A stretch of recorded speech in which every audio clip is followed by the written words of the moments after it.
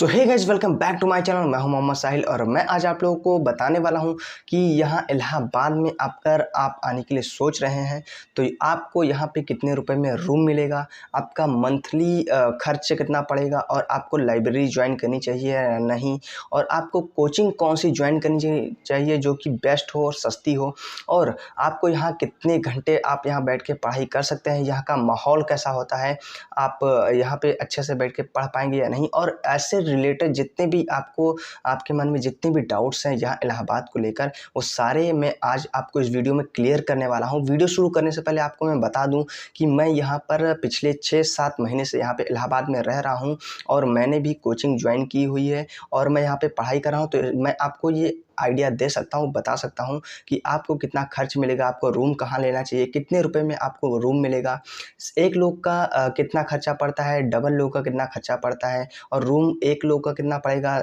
कितने रुपए में मिलेगा, और दो लोगों का कितना रुपए में मिलेगा, ताकि अगर आप लोग अगर गाँव से आ रहे हैं तो आपको एक आइडिया लग जाए कि आपको यहाँ पर कैसे रहना है, आपको कितने रुपए में यहाँ पर रूम मिलेगा, आपका मंथली खर्च कितना पड़ेगा। तो ये वीडियो बहुत ही इन्फॉर्मेटिव होने वाली है, इसलिए वीडियो को ज़रा सा भी स्किप मत कीजिएगा, पूरा लास्ट तक एंड तक जरूर देखिएगा। तो चलिए इस वीडियो को स्टार्ट करते हैं। मैं जब पहली बार यहाँ पर आया था तो मेरा एक दोस्त यहाँ पर पहले से रह रहा था, तो मैं उसको कांटेक्ट करके आया था, तो मुझे उसने एक रूम दिला दिया था।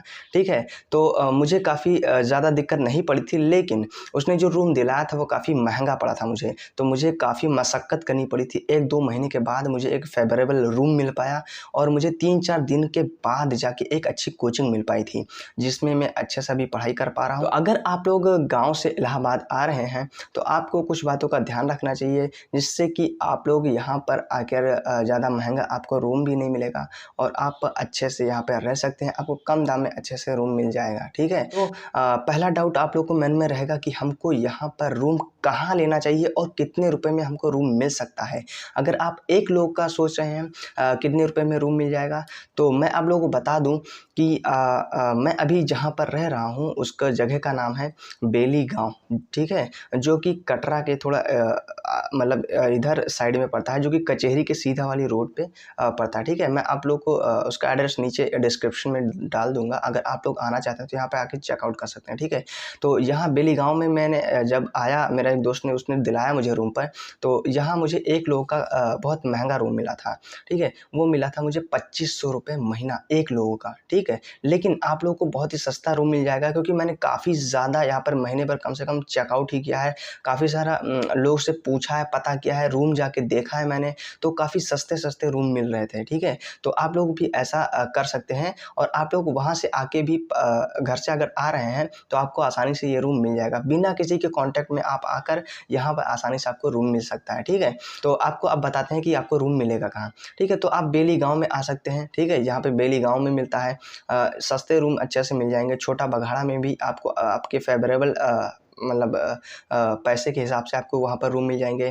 ठीक है, अल्लाहपुर में मिल जाएगा, तारागंज में मिल जाएगा। ठीक है, और एक और 2 जगह हैं जहाँ पर आपको फेवरेबल रूम मिल सकते हैं आपके पैसे के हिसाब से। जितना अगर आप कम दाम में अगर अच्छे रूम जाते हैं ना, तो आपको उस रेट में आपको यहाँ पे रूम मिल सकते हैं। और यहाँ पर आपको अगर एक लोग अगर आप सोच रहे हैं कितने रुपए में मिलेगा, तो आपको एक लोगों का 1500 से लेकर 2000 तक के बीच में आपको रूम मिल सकता है। अगर आप लॉन्ज में खरीदेंगे तो आपको सस्ता मिल जाएगा, आपको 1500 से 2000 तक के बीच में मिल जाएगा। आप जैसा उनसे मतलब बार्गेनिंग कर सकते हैं। ठीक है, आपके ऊपर डिपेंड करता है कितना मिल जाएगा, लेकिन आपको इससे ज़्यादा महंगा रूम नहीं मिलेगा अगर आप लॉन्ज में ले रहे हैं। ठीक है, हॉस्टल टाइप का बना हुआ है, क्योंकि यहाँ इलाहाबाद है भाई साहब, तो यहाँ पर काफ़ी सारे हॉस्टल्स बने हुए हैं, लॉजेस बने हुए हैं। यहाँ हमारे बेली गाँव में भी काफ़ी सारे 3-4 लॉजेस बने हुए हैं, जहाँ पर काफ़ी सस्ते रूम मिल जाएंगे आपको, अच्छे से अच्छा खासा रूम मिल जाएगा और सारी सुविधाएं आपको उसी में रहेगी। ठीक है, कोई किसी अलग चीज़ का आपको चार्ज देना नहीं पड़ेगा, क्योंकि काफ़ी जगह यहाँ पर इलाहाबाद में भी ऐसा है कि रूम के साथ साथ आपको बिजली बिल भी देना पड़ता है। ठीक है, लेकिन ऐसा नहीं है, यहाँ पर आपको सब कुछ उसी में मिलेगा और आपको किसी और अदर चार्जेस देने की कोई ज़रूरत नहीं होगी। ठीक है, आपको उसी फेवरेबल आपके रेट में आपको अच्छा सा रूम मिल जाएगा। तो 1500 से लेकर 2000 के बीच में आपको सिंगल एक लोगों का यहाँ पे महीने का रेंट पे करना पड़ेगा, आपको अच्छा सा रूम मिल जाएगा। ठीक, बढ़ते हैं अपने अगले क्वेश्चन की तरफ। लोगों का काफ़ी सारा डाउट होता है कि हमको कोचिंग कौन सी ज्वाइन करनी चाहिए। ठीक है, तो ये डिपेंड करता है आप कौन सी तैयारी कर रहे हैं। अगर आप एसएससी की तैयारी कर रहे हैं, रेलवे की तैयारी कर रहे हैं, या आईएएस यूपीएससी की तैयारी कर रहे हैं, पीसीएस की कर रहे हैं, ठीक है, स्टेनो की कर रहे हैं, या टाइपिंग की कर रहे हैं, या कोई सा कंप्यूटर से कोर्स कर रहे हैं यहाँ पर आकर रहने के लिए। ठीक है, तो ये आपको ऊपर डिपेंड करता है कि आप कौन सा कोर्स कर रहे हैं। तो मैं अभी एसएससी की तैयारी कर रहा हूँ। ठीक है, और मैंने उसमें ज्वाइन किया है क्लाइमैक्स एकेडमी। यह इलाहाबाद की सबसे नंबर 1 एकेडमी है और काफ़ी सस्ते में आपको काफ़ी ज़्यादा क्वांटिटी में, क्वालिटी में आपको एजुकेशन प्रोवाइड करती है बहुत ही अच्छे तरीके से। और टाइम टू टाइम उनका सिलेबस भी कंप्लीट हो जाता है। आपको 12 घंटे आप वहाँ पर अगर एक बार एडमिशन करवा सकते हैं तो आप 12 घंटे के 12 घंटे बैठ के आप वहाँ पे पढ़ाई कर सकते हैं। कोई बोलने वाला नहीं होगा। ठीक है, वहाँ पे अलग बैचेस चलते रहते हैं, 3 बैचेस चलते हैं, सुबह 7 बजे से 11 बजे तक, 11 बजे से 3 बजे तक, 3 बजे से 7 बजे तक, इतना बैचेस चलते हैं। ठीक है, लेकिन ये आप पे डिपेंड करता है आप कौन सा बैच ज्वाइन करना चाहते हैं। आप अपने फेवरेबल टाइम के हिसाब से आप बैच ज्वाइन कर सकते हैं। ठीक है, तो मैं अभी एसएससी की तैयारी कर रहा हूँ, तो मैंने क्लाइमैक्स एकेडमी ज्वाइन किया, जो कि काफ़ी अच्छी बेटर है। मैं अभी 6-7 महीने से वहीं पर पढ़ रहा हूँ भाई साहब। काफ़ी अच्छा तरीके से वहाँ पे टीचर हैं, कोऑपरेटिव्स हैं, आपके सारे डाउट्स क्लियर करते हैं। काफ़ी ज़्यादा बच्चे भी नहीं होते हैं, 150 से 200 बच्चे होते हैं एक बैच में। ठीक है, अच्छे से आप अपने डाउट्स क्लियर कर सकते हैं, बैठ के वहाँ पे पढ़ाई कर सकते हैं। और उसकी बता दें हम 1 साल की जो फीस है, आपको यकीन नहीं होगा कि इतने कम दामों में भी यहाँ पे इलाहाबाद में कोचिंग मतलब बच्चों को पढ़ाती हैं। मैं आपको बता दूं, मेरा जो फीस पड़ा था 1 साल का, वो पड़ा था 5100 रुपये। ठीक है, मैंने एसएससी फाउंडेशन बैच ज्वाइन किया है, तो 5100 रुपये यानी कि 5100 रुपये, इतना कम दाम में भाई साहब आप सोच सकते हैं। 1 साल का वो है वैलिडिटी उसकी। ठीक है, मैं 1 साल तक मतलब उसमें पढ़ूंगा। उन्होंने कहा कि हम अपना पूरा सिलेबस आपको 1 साल में कंप्लीट करवा देंगे। ठीक है, शायद उससे पहले भी हो सकता है।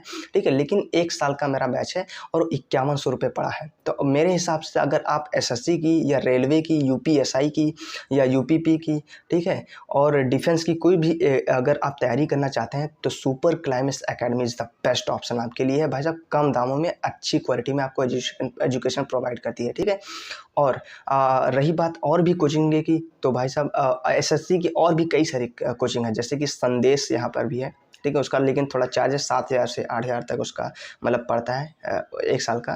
ठीक है, एसएससी की मैं बता रहा हूँ, अभी तैयारी अगर आप करने की सोच रहे हैं तो ये सारी कोचिंगें हैं। सुपर क्लाइमैक्स हो गई, स्पीड एक नाम से है। ठीक है, द स्पीड के नाम से एक कोचिंग यहाँ पे पढ़ती है, मतलब खुली हुई, यूट्यूब पे भी सर्च करते हैं उनकी कोचिंग का नाम। ठीक है, वहाँ पे आपको मिल जाएगी। और काफ़ी सारी और भी कोचिंगें हैं जिनकी फ़ीस थोड़ी हाई है, इतना अफोर्ड नहीं कर सकते हैं। ठीक है, तो मैं अपने हिसाब से बता रहा हूँ आपको कि मैंने भी ज्वाइन की हुई है। और अगर आप इतने रेंज में अगर सोच रहे हैं 10,000 के अंडर में ही, तो आपको ये सारी कोचिंगें बेस्ट है भाई साहब, बेस्ट ऑप्शन है। आपको अच्छे से वहाँ पे क्वालिटी एजुकेशन आपको प्रोवाइड करेंगी और आप अच्छे से अपनी पढ़ाई आके यहाँ पे शुरू कर सकते हैं। ठीक, अब अगले क्वेश्चन पे बढ़ते हैं अपना, कि यहाँ पर महीने का खर्च कितना पड़ता है एक सिंगल पर्सन का। तो मैं अभी जैसे कि 6-7 महीने से रह रहा हूँ, तो मुझे आइडिया हो गया होगा और मेरा कितना खर्चा पड़ता है ये भी आपको पता चल जाएगा। इससे आप अपना आइडिया लगा सकते हैं कि कितना खर्च पड़ेगा महीने का। तो मेरा जो अभी रेंट जो पड़ता है रूम का, वो पड़ता है 1200 रुपये में, क्योंकि मैंने किचन लिया हुआ है तो काफ़ी सस्ता मिल गया मुझे। तो ये 1200 रुपये में मुझे मिल गया, तो 1200 रुपये महीना मेरा रेंट चला जाता है। उसके बाद फिर मेरा जो राशन पानी है वो मैं कुछ चीज़ें घर से लेकर आता हूँ, तो वो चीज़ें मुझे कुछ ख़रीदनी नहीं पड़ती हैं ज़्यादातर। जैसे कि मैं तेल लेके आता हूँ घर से, और चावल लेके आता हूँ, और आटा, और ठीक है, मसाले भी मैंने घर से ही लेके आ चुका हूँ। ठीक है, तो इन सारी चीज़ों का मेरा खर्चा बच जाता है। सिर्फ मुझे सब्ज़ी यहाँ पे ख़रीदनी होती है, दाल ख़रीदनी होती है, और पानी मैं लेता हूँ यहाँ पर, क्योंकि पानी भाई साहब यहाँ पे थोड़ा वो वैसा आता है।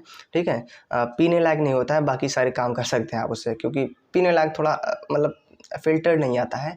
और शरीर को स्वस्थ रखना भाई साहब सबसे बड़ी मतलब पहले हमारी प्राथमिकता होनी चाहिए, क्योंकि अगर आपका शरीर स्वस्थ नहीं होगा तो आप पढ़ाई बैठ के नहीं कर सकते। तो मैं पानी औरों का लेता हूँ। ठीक है, तो ये सारी चीज़ें मिलाकर लगभग में मेरा पड़ जाता है महीने का 3 से 4 हज़ार रुपये। ठीक है। 3 से 4 हज़ार रुपये में आराम से यहाँ मेरा महीने का हो जाता है, ठीक है। ये अब आप पे डिपेंड करता है कि आप कितना खर्चा करते हैं यहाँ पर, ठीक है। तो 4 से 5 हज़ार तक ज़्यादा से ज़्यादा आपका अगर खर्चा हो जाएगा तो 4 से 5 हज़ार के बीच में ही खर्चा होगा, बस इससे ज़्यादा नहीं हो सकता है। अब आगे अपने बढ़ते हैं अपने अगले क्वेश्चन की तरफ कि हमको लाइब्रेरी ज्वाइन करनी चाहिए कि नहीं।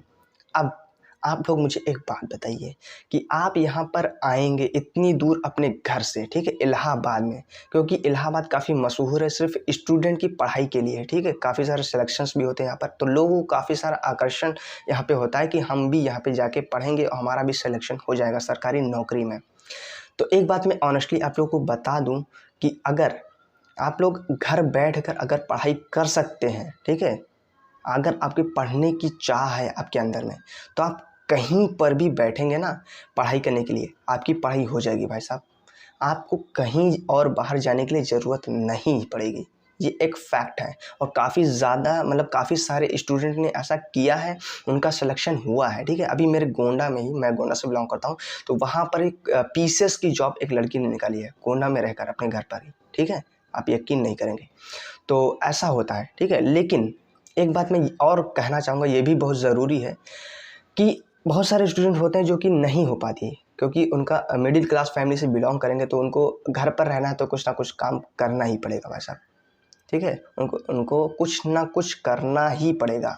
और हमारा घर का माहौल ही होता है कि हम बैठकर ज़्यादा से ज़्यादा पढ़ाई नहीं कर पाएंगे। 1 से 2 घंटे ही हमारी पढ़ाई हो पाएगी और हम पढ़ाई नहीं कर पाएंगे। और अगर हम घर से अगर हमारे दोस्त से 30 किलोमीटर 20 से 30 किलोमीटर हमारा अगर कोई अच्छी जगह है, जैसे मैं अभी गांव में रह रहा हूँ, तो मेरा एक जो सिटी वहाँ पे पड़ती है गोंडा ज़िला, तो वहाँ पर भी मैंने रूम लेकर पढ़ा था, लेकिन वो बहुत पास पड़ता था, तो मैं हफ्ते में चला आता था घर पर, ठीक है।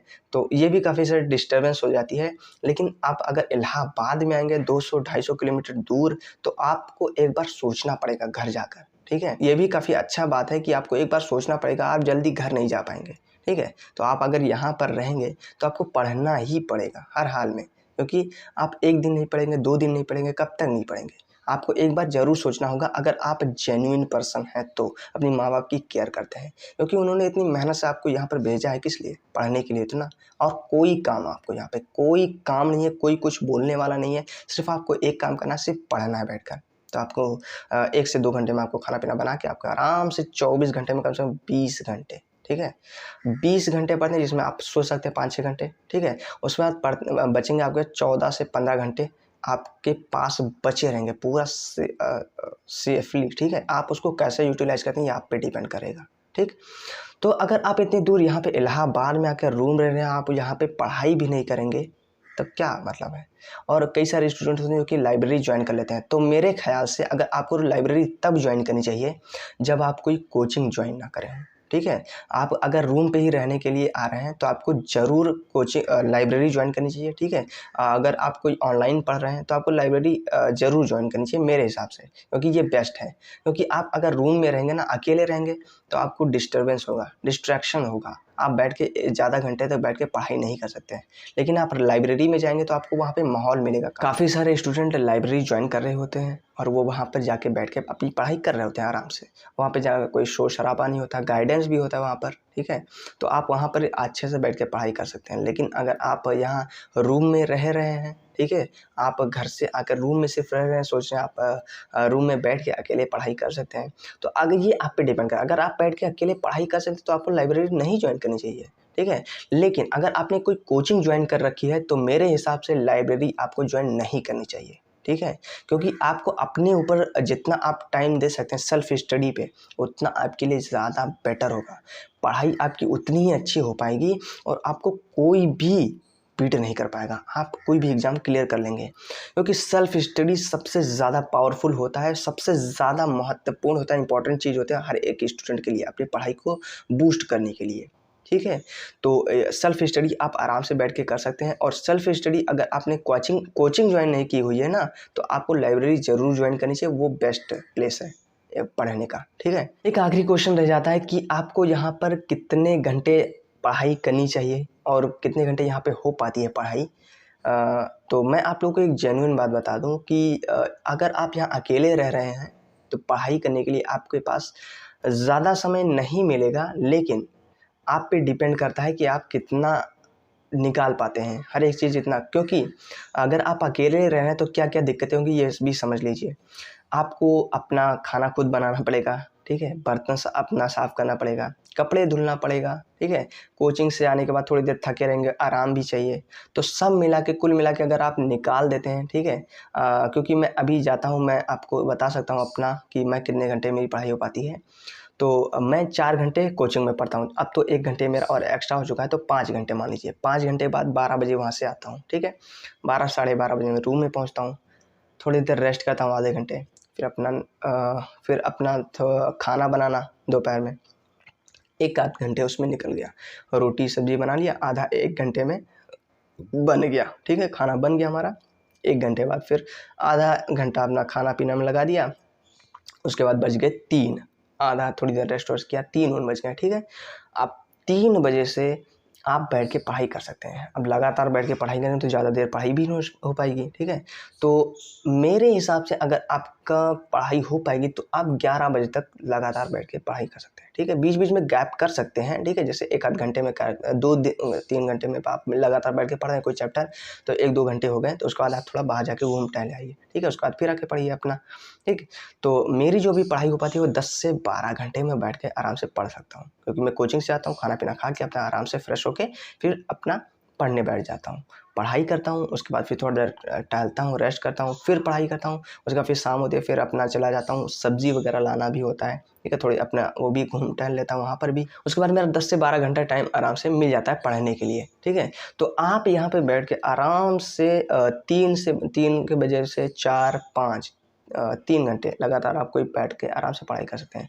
उसके बाद थोड़ी देर आधा घंटा रेस्ट करिए, आप कोई अपना फेवरेबल चीज़ करिए, जैसे गाना सुन सकते हैं, एक्सरसाइज कर सकते हैं, घूम टहल सकते हैं, खेल सकते हैं, ठीक है, आधा 1 घंटे से बस। और कोई फ़ोन वगैरह भी अगर आपका मन कर रहा है तो चला सकते हैं, 1 आध घंटे उसमें वेस्ट कर सकते हैं। 6 बजे हो गया, फिर 6 से 7 बजे फिर बैठ जाइए, फिर 3 घंटे आपको, तो कितना हो गया, 3 6 10 घंटे, और 4 घंटे कोचिंग का, 10 घंटे हो गए।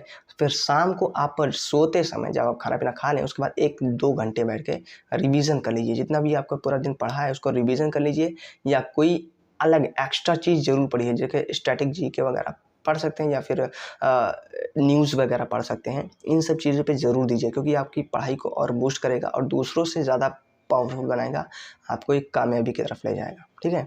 तो आई होप मैंने आपके सारे डाउट्स इस वीडियो में क्लियर कर चुके हैं। अगर आप गांव से इलाहाबाद आने के लिए सोच रहे हैं तो आपके लिए काफ़ी इम्पोर्टेंट वीडियो हो सकता है मेरे ख्याल से, और उसके बाद फिर आपकी काफ़ी हेल्पफुल हुआ होगा ये वीडियो। तो अगर आपको ये वीडियो पसंद आया होगा तो और ऐसी वीडियोस हमारे चैनल पे मिल जाएगी, आप जाके चेकआउट कर सकते हैं। मिलते हैं आपको किसी एक नए वीडियो में, मज़ेदार वीडियो में, किसी नए टॉपिक में। Bye bye, take care.